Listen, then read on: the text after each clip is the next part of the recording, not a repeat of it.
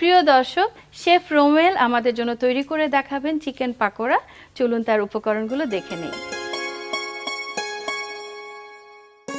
সিদ্ধ করা চিকেন, কয়েক প্রকারের ডাল বাটা, গাজর কুচি, পেঁয়াজ কুচি, কর্নফ্লাওয়ার, লবণ ও কাশ্মীরি চিলি পাউডার, জিরা, হলুদ ও মরিচের গুঁড়া, ধনেপাতা, লাল মরিচের কুচি, টমেটো সস, তেল।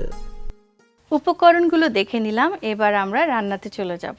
ভাই, আপনি স্টার্ট করতে পারেন। আমরা তো উপকরণ সব দেখে নিয়েছি, সবকিছু এখানে রেডি আছে। এখন শুধুমাত্র এগুলো মিক্স করব এবং তারপরে আমরা ফ্রাই করে ফেলবো। আচ্ছা, ঠিক খুবই আছে। সহজে। সো আমরা যেহেতু মিক্স করব, হাতে একটু গ্লাভস পরে নিলাম। আমরা এখানে নিয়েছিলাম হচ্ছে চিকেন সিদ্ধ করা চিকেনটাকে আমরা হাত দিয়ে ছাড়িয়ে নিয়েছি। সো এটা আমরা দিয়ে দিলাম। এরপরে আমরা মিক্সড ডাল বাটা সেটা আমরা দিয়ে দিচ্ছি। তারপরে আমরা পেঁয়াজ কুচি দিয়ে দিচ্ছি। যেহেতু পাকোড়া, জি, পেঁয়াজ আমরা একটু লাগবে, হ্যাঁ। বেশিই দিব। তারপরে আমরা গাজর কুচি করে দিচ্ছি। আলুও দেওয়া যায়, আলু আজকে আমি দিচ্ছি না। আলু দিলে পরবর্তীতে দেখা যায় যে একটু বেশি সময় গেলে একটু নরম হয়ে যায়। সো আমরা শুধুমাত্র গাজরটা দিয়ে নিলাম। সাথে খুব চমৎকার লাল মরিচ কুচি করা, এটা দিয়ে দিচ্ছি। এটা দেখতেও সুন্দর লাগবে, একই সাথে আবার ঝালও হবে। বেশ কিছুটা দিয়ে দিলাম। তারপরে আমরা একটু ধনিয়া পাতা দিয়ে দিচ্ছি ফ্লেভারের জন্য, খুব বেশি না। এরপরে আমরা দিব লবণ, স্বাদ মতো একটু লবণ দিয়ে দিচ্ছি আমি। এখানে কাশ্মীরি চিলি পাউডারটা দিচ্ছি, কালারটা খুব চমৎকার আসবে এটা দিলে। আচ্ছা। এরপরে আমরা দিব একটু জিরা গুঁড়ো দিব, সামান্য একটু হলুদ দিব, আর একটু মরিচের গুঁড়া। আমরা কিন্তু মরিচটা দুইটা ফর্মেই দিলাম, এক হচ্ছে মরিচ কুচি এবং তারপরে হলো মরিচ গুঁড়া। গুঁড়াটা দেওয়ার কারণ হচ্ছে তাহলে জিনিসটার ফ্লেভারটা আরও ভালো হবে এবং সব জায়গায় আমরা ঝালটা পাবো। এরপরে আমরা একটু কর্নফ্লাওয়ার দিয়ে দিব এটার বন্ডিংয়ের জন্য এবং একটা ক্রিস্পিনেস আসবে এখানে।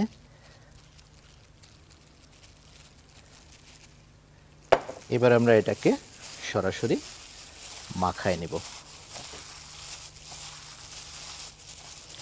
ইফতারে সবাই একটু ভাজা পোড়া পছন্দ করে, আর চিকেন পাকোড়া বা এরকম পাকোড়া সবারই খুব প্রিয় হয়। আমাদের শেফ খুব সহজে খুব সুন্দর করে দেখিয়ে দিচ্ছেন কিভাবে করতে হয়। হ্যাঁ, আমরা সাধারণত যেই পেঁয়াজু করি কিংবা অন্যান্য পাকোড়া করি, এটাও সেম। এটা খুবই সহজে করা যায় এবং এর সবচেয়ে বড় সুবিধা হচ্ছে যে বাচ্চারা অনেক সময় শুধু সবজি খেতে চায় না, সাথে একটু চিকেন চাই, একটু স্পাইসি কোনো কিছু চাই। এজন্য এইটা তাদের জন্য একই সাথে চিকেনের যে প্রোটিনের একটা চাহিদা সেটাও মেটায়, আবার সে কিন্তু কিছুটা ভেজিটেবলও পায় কিছু। সাথে তো ডাল আছেই। আমরা একটু পানি দিয়ে নিব জাস্ট এটার বন্ডিংটা ঠিক করার জন্য। তো হয়ে গেল আমাদের মাখানো। আমরা এবার সোজা চলে যাব ফ্রাই করতে, এটাকে ভাজার জন্য আমি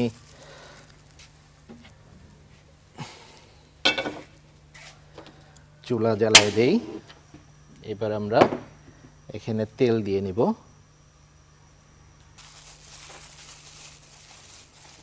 আমাদের তেল গরম হয়ে গেছে, তাহলে আমরা এবার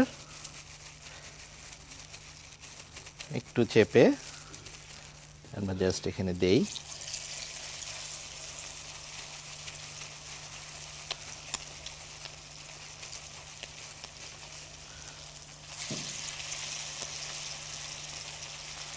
বাইন্ডিং এর জন্য কি ডিম দেওয়া দরকার ছিল? বাইন্ডিং এর জন্য ডিম দিলেও হয়, আবার ডিম না দিলেও কোনো সমস্যা নাই। ডিম দিলে যে প্রবলেমটা হয় যে অনেক বেশি ফেনা হয়ে যায়, হ্যাঁ হ্যাঁ। উঠে যায়। এই রোজার মাসে আপনাদের কেমন ব্যস্ততা চলে?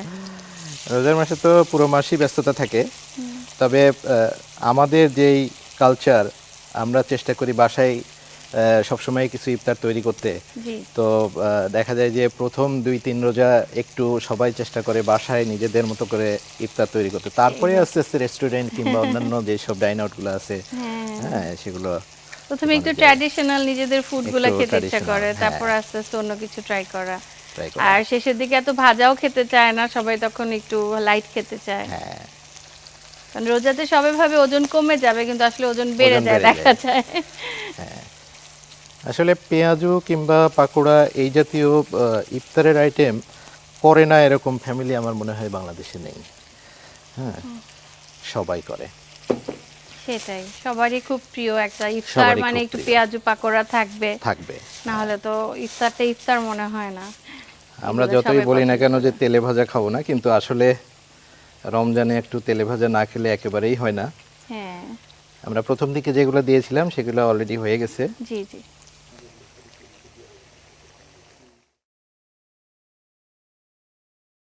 রান্না প্রায় শেষের দিকে আচ্ছা। এবং একটা ঘ্রাণ কিন্তু আমরা পাচ্ছি। জি জি। হ্যাঁ, এবং ইফতারের আমি সবসময় দেখছি যে গ্রামে কিংবা শহরে যেখানেই বলি না কেন, মানে দুপুরের পর থেকে প্রত্যেকটা বাসা থেকে কিংবা আঙিনা থেকে কিন্তু একটা খাবারের ঘ্রাণ আসে, চমৎকার। এটা যেহেতু তেলে ভাজা, কাজে আমরা টিস্যুর উপরে রাখলাম। অতিরিক্ত যে তেলটা আছে এই তেলটা যাতে শুষে নেয়।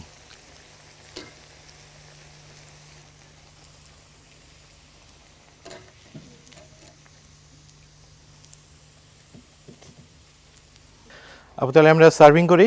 হ্যাঁ, শিওর। আমাকে একটা এই যে। সার্ভিং ডিশ দিবেন প্লিজ। হ্যাঁ, thank you. thank you।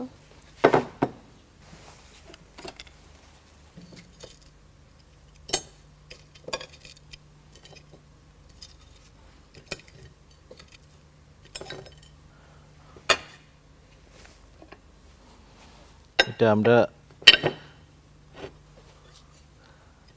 Tomato sauce দিয়ে এটা খেতে খুবই ভালো লাগে, কাজে আমরা একটু টমেটো সস দিয়ে দিলাম, সাথে একটু টমেটোও দিলাম এবং একটা শসা।